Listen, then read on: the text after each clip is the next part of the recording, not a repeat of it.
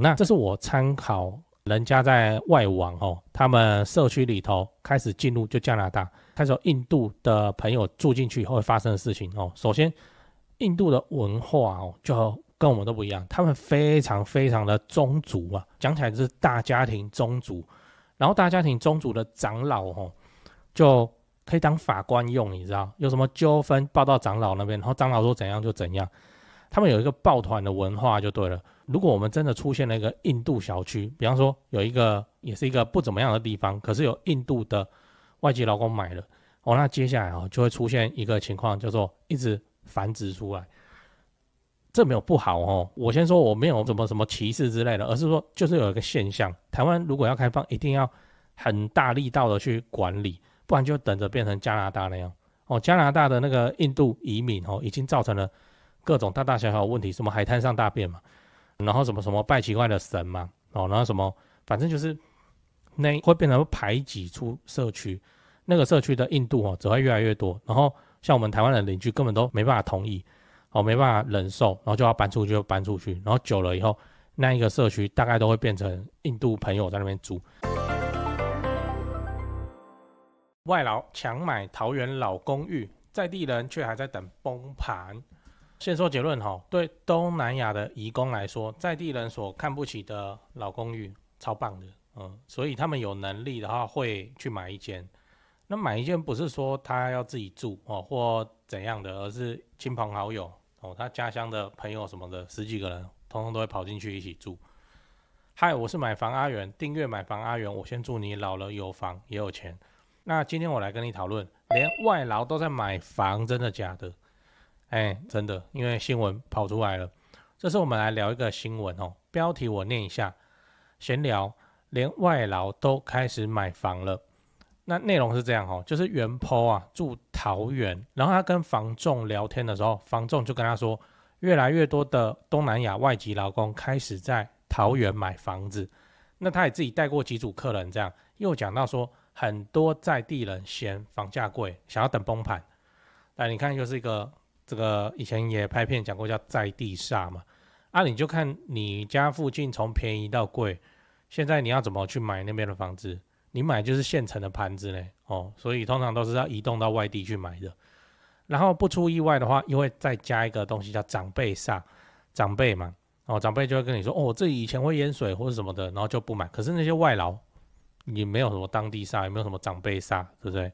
那结果就是外劳都开始已经在买台湾的便宜老公寓，然后你还没上车，这样还没上车的人想说就等跌了我再来买，没有那现在的话就发现这个还没跌下来，连外劳都跑去支撑。那底下当然就是各种的留言讲干话的我们就不要理他。我们来看几个比较有趣的说法。来，第一个，他说楼上一堆用本地人思考外籍劳工的做法，难怪无法理解。就这句话讲得很好，就是我们角度不一样。你会觉得说桃园老公寓天哪那个那么脏那么臭那么老，那漏水壁癌谁要买？但如果今天是越南乡下来台湾打拼的人，他会觉得这个房子很棒，你信不信？为什么？因为那个房子很棒，对他们来说叫做居然不会停电，居然24小时有热水，那对他们来说就已经很棒了。来，你看这张图这是我从 YouTube 抓的，然后这个 YouTuber 是越南人，你看这个是越南乡下的房子长这样叫你住你要住吗？你要是可以，你女朋友可以吗？所以不是每个地方都像越南的首都人家就是首都嘛，那自然就是不会差到哪里去，但是一般的乡下就长这个样子。然后我们看第二张这张更清楚了，前面还有停摩托车，然后还有挂衣服，这样代表说这是真的有人在住。好，那你把你自己带入一下，就是你是一个越南的乡下姑娘，然后来桃园打拼打拼了很久以后，你买了一间老公寓的5楼，虽然要爬楼梯什么的，但是你有没有觉得就自己住到好房子？对他们来说，他们已经是很强大的升级了。当然我不是要黑越南我只是要表达说，以这种角度来看，台湾的老公寓在他们眼中真的叫做很不错的房子。那只是我们都已经习惯了，而且我们的胃口越来越高，越来越苛刻，越来越挑剔。我们要新的电梯大楼，高楼层有景观平面车位嘛，所以你看老公寓你会觉得很烂这样。好，那我们来看第二个，他就是说现在的越南人哦，就很像30年前的台湾人，就是一间店面有3个功能，平日就开越南理发，然后中午的话顺便卖便当，晚上的话直接在后面的小房间睡觉，没有像你说的什么啊不行，那要追求生活品质哦，所以他这个住家跟工作室另外分租，不可以被打扰，就没有这种事情哦，就是赚钱为主。所以我们看到这个新闻的时候，其实应该要更敬佩这些外籍劳工哦，他们就是以前我们台湾人的缩影。那个台湾人的缩影是说，像以前很多那个乡下嘛，云林啊，那彰化跑到台北打工的，是不是也是三重、新庄、老公寓挤一大家子人，可能2大家子人，然后白天去台北上班工作，晚上回来过桥回三重、新庄，就是这样啊。那以前都能住但是现在大家的那个眼光开始变苛刻了，就觉得说公寓不好。可是以越南的农村来说，我们的公寓对他们来说都已经叫做大幅的升级了。再来，你要知道有多少越南人在桃园买房子哦。外国人买房的条件，我们之前有一集节目讲过了，如果还没看的话，可以看一下哦，就右上角那个，反正它的各种条件很苛刻。台湾人对外国买房一直以来都是极度不友善的。那就算是这个情况之下，桃园还是出了一堆外籍的人来买房例如你说这个新闻，来标题我念一下：外国人自产买房6年增2成，桃园成为新头好。那内容就是说，外国人来台湾买房子的比例正在不断上升。我们直接看表比较快。第一张，这是对比2022年跟2016年的取得栋数。那2016年的外国人的取得栋数是985栋，这看起来没有很多就是一年不到1000间，感觉就是无伤大雅。好，然后2022年3年前是1191间，已经将近1200间了。好，所以它的涨幅，所以你看光看数字就还好，一年不到1000到现在1200，你觉得还好？但是你算百分比已经是20.9%将近21%每年所以外国人在买房的数量是真的有越变越多的趋势。而且你要想2016的房价跟2022的房价，这可以放在一起比较嘛，天壤之别。结果现在的成交是越来越多间的，这就给我们一个很重要的警讯来，再来是第2张图，你看我们这次来看是买哪边的房子比较多。以涨幅来说，台北跟新北都变少了，台北是负的 5.2%， 这很正常啊，谁买得起台北市啊？那新北涨 8.8%， 就微幅成长这样。然后你看有趣的来咯，暴涨的是哪里？桃园跟台中都是暴涨 90% 以上。但是你去看实际的栋数，其实还是偏少的。桃园是76，台中是110，这代表说什么？这代表说这些外国人也觉得双北好贵，然后跑去买桃园跟台中，也就是说连外国人在台湾都发生了南漂的状况这是个很值得参考的征兆。最后你要知道，台湾会出现东南亚特区吗？那最后也来乱聊一下，就是如果外国人买房的数量正在不断的扩张，会发生什么事情？最极端的状态就是跟日本一样，就我们现在在东京均价破1亿的这支片子里头讲的，超过100万个日本华侨在买房子，其他就是中国人然后直接把东京的房地产给它炒翻，搞得日本人要立法禁止外国人买房这样。我们台湾应该是不会那么极端，但是有没有可能出现外国人的生活圈？例如现在桃园的后火车站已经出现了东南亚一条街，然后后面直接扩大成东南亚商圈甚至东南亚的百货也直接入驻之类的，这是有可能发生的。那另一个角度来看，就是我们不用担心未来劳工域有谁要来接手了只要政府一松绑，对外国人松绑贷款好放一点，成数高一点，一堆东南亚人就跑过来要买了，甚至开始会出现房仲都要会越南话或是直接去训练来台湾的越南人转职来做房仲这样，就服务他家乡的人未来会不会变成这么特殊的市场呢？我们也不知道，就看桃园之后的发展会怎么样，看能不能搞出一个东南亚特区之类的，然后作为其他区的示范，好的示范你不要又在里面有一大堆有的没的治安事件就把它管理好，变成一个特区。那如果你是桃园在地人，对你来说也是好事情因为你就不用担心说你自己的房子未来没有人要接手而是会有一大堆外籍的人员等着接手。那个外籍人员不接手那个工厂老板也会去买来做宿舍这样，然后台湾的房市就有可能继续维持下去，这样也是个不错的发展。讲完了我们整理一下，我们今天讲了外籍劳工开始在桃园买房的现象，并且带你了解了桃园房市目前真实的状况。那我先分析了外籍劳工为什么会选择在桃园自产的原因，这真的是外籍劳工，就不是外配就真的是外籍劳工。那包含房价相对低廉跟居住品质的提升。此外，我也分析了近年外国人在台湾买房的数据，就不只包含那个外籍劳工，而是一些高阶白领也有嘛。我就发现桃园跟台中的成长速度是特别惊人的，涨幅达90%以上。这代表外国人也出现了南漂这种现象，进一步证明桃园房市相当的有潜力。结论是，外籍劳工大量的在桃园自产的趋势，或许也就预示着我们台湾未来房地产这些老屋老公寓可能会出现完全不同的买方，造成完全不同的局面。最后我问你认为未来哪一种外国美食会在桃园最强？ A. 泰国料理， B. 越南河粉， C. 印尼小吃。对讲八卦之前先打个岔，我刚看那个 YouTube 后台有 74% 的观众朋友都看而已，没有按订阅就这样还有55000订阅那麻烦你帮我按订阅，应该不久后就10万了，这样我拍影片会比现在多很多的成就感按了吗？对，就是那个买房阿元 logo 旁边的那个订阅对，按下去好感谢你的订阅，好人一生平安。那长期观众也都知道，想要自产高雄中古屋要找谁台湾房屋美术之星店林店长，就加这个 LINE 小老鼠 go go go go go 小老鼠5个 go。跟我说好友已经超过7000人了那加了以后会一直 po 有潜力的房子，或是现在就已经被低估的房子。那想自产在台北也是有就找101肖店长小老鼠 buy 台北，小老鼠买台北这样。那也跟我说有超过2000人加入了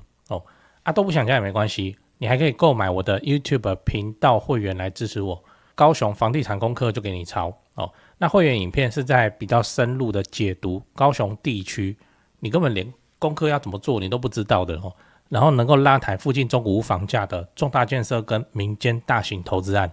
会员影片现在我还拍了阿元看房系列影片嘛，就真实认真去看一间房子，然后都不开滤镜的就跟你细细的分析说这间房子如果要买，那它自产的剧本是长什么样子，它潜力在哪里，建设在哪里。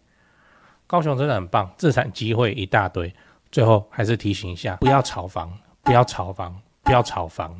我们就合法长期自产，配合政府社会住宅做个好房东，守住房子，稳健的实现老了有房也有钱，这个目标才是正途。一起加油吧，在长期自产的路上，我就陪你一起往前走，走到70岁。订阅买房阿元，我先祝你老了有房也有钱。讲八卦讲八卦，就是外劳来台湾买房或是外籍配偶拿到台湾身份证以后然后就跑掉还是怎样，然后来贷款买房，这个连我在高雄我们都有听说了。然后我只能讲说人家是很团结的，真的是很团结的，就是买下来以后亲朋好友来台湾打工的都会去投靠他有个地方睡觉或怎么样有的没的。那我个人比较担忧的也不是越南的外籍劳工朋友我个人比较担忧的会是印度印度为什么呢？因为政府开放了那个预计那时候只是新闻稿出来试水温而已然后民情就爆了，就是预计要开放10万的印度劳工好，那印度就跑出来了。印度这个选项其实印劳现在在台湾已经有在上班工作，但是非常非常之低调，已经有一定的人数。我那时候去找好像说已经1000还2000就等于是试办的阶段，但是非常之低调，因为那个他们形象不是很好那这是我参考人家在外网他们社区里头开始进入就加拿大，开始有印度的朋友住进去以后会发生的事情首先印度的文化就跟我们都不一样，他们非常非常的宗族讲起来就是大家庭宗族，然后大家庭宗族的长老就可以当法官用，你知道有什么纠纷报到长老那边，然后长老说怎样就怎样。他们有一个抱团的文化就对了。如果我们真的出现了一个印度小区，比方说有一个也是一个不怎么样的地方，可是有印度的外籍劳工买了，那接下来就会出现一个情况，叫做一直繁殖出来。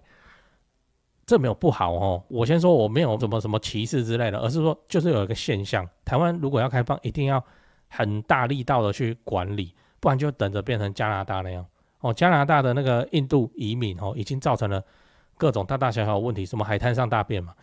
然后什么拜奇怪的神嘛，然后什么反正就是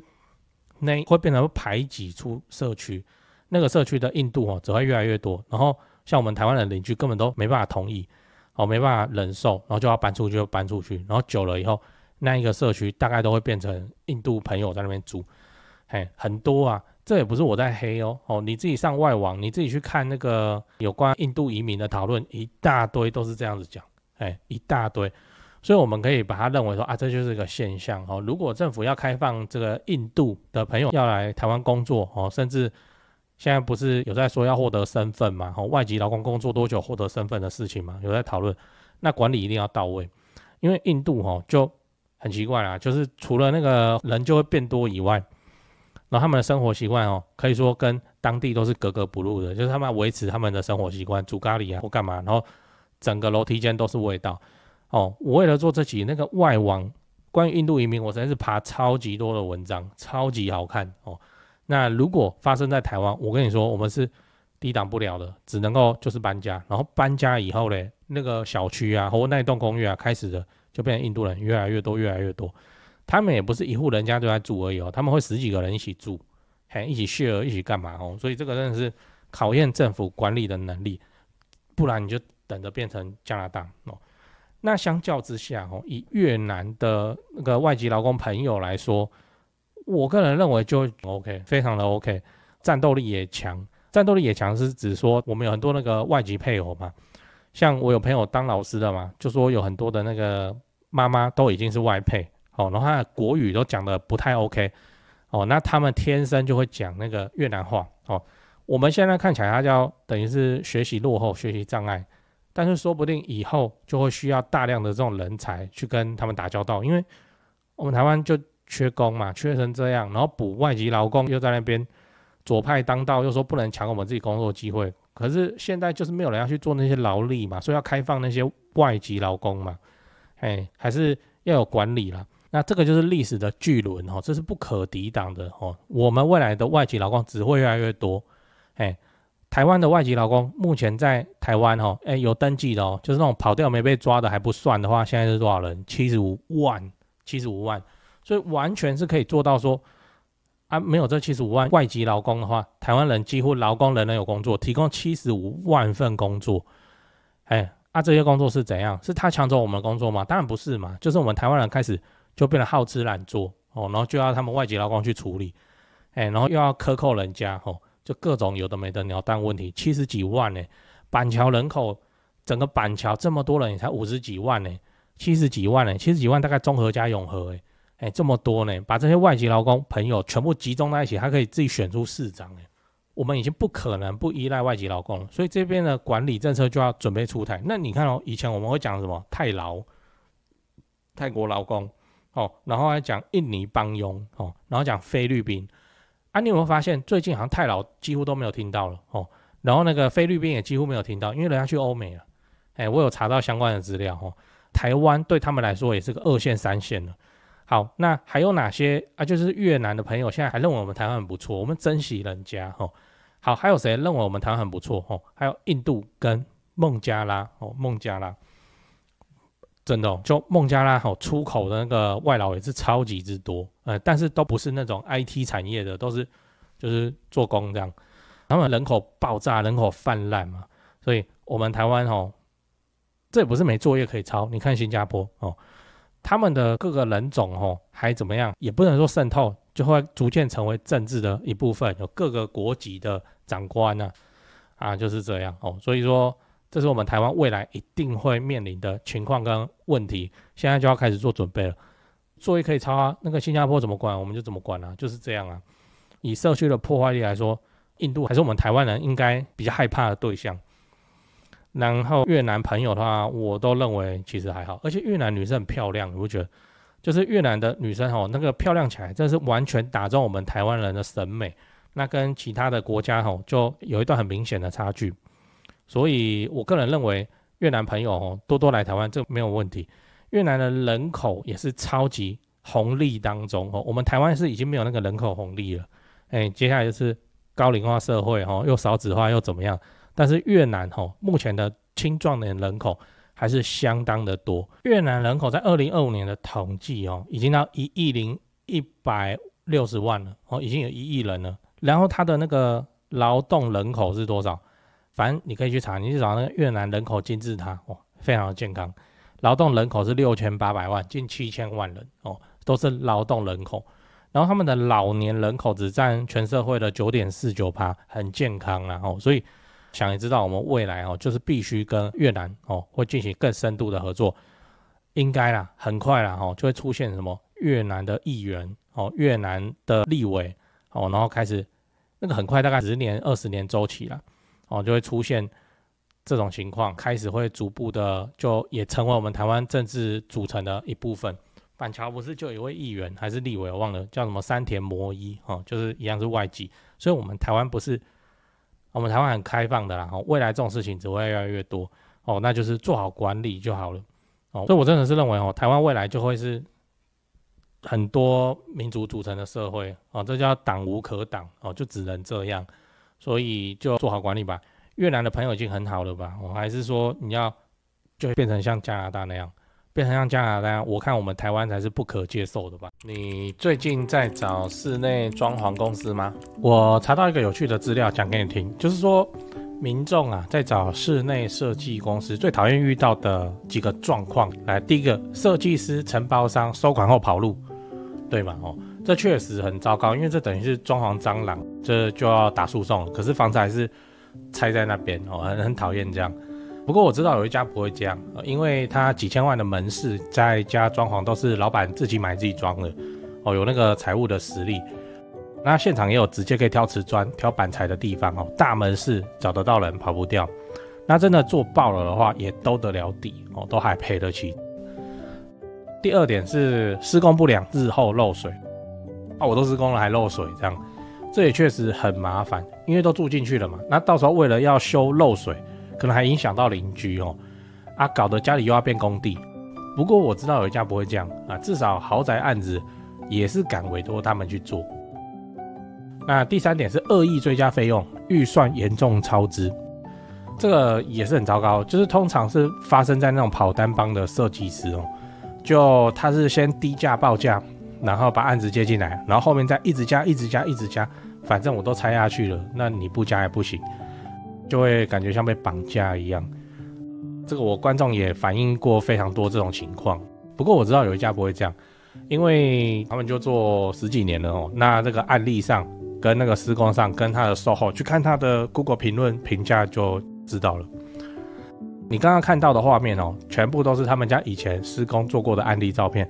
接下来我都放完工后的照片给你看。先说结论台北市新北市地区的朋友，反正就是泸州，他们店在泸州，泸州开车30-40分钟之内可以到的地区，那家里要装修或者自产的要装修，就找这一家室内装修公司先问问看。汉一室内装修，因为我有认识老板，那又加上很多双北的朋友再请我推荐室内设计公司，双北什么老屋翻新隔套老公寓预售屋交屋要整理要收租的，我就推荐这家汉一室内装修。汉一陈老板案件经验非常丰富，他给我历年来的施工照片，案场超过100场照片超过27000多张，我都不知道怎么挑那加这个 LINE 可以跟助理先描述你的需求，甚至直接传屋况的照片，初步谈一谈之后应该就会去丈量了室内设计是这样就你找谁不是找，就是找而已嘛，就是怕被骗怕被敲而已嘛那我推荐我信任汉一陈老板。那你的房子要装潢那就找汉一室内装修，先加他们先去问一下。双北装潢就找汉一室内装修，买房阿元推荐，总是比在外面乱找还要安全一点。现在就加赖的 ID 是小老鼠，HANYI 汉仪。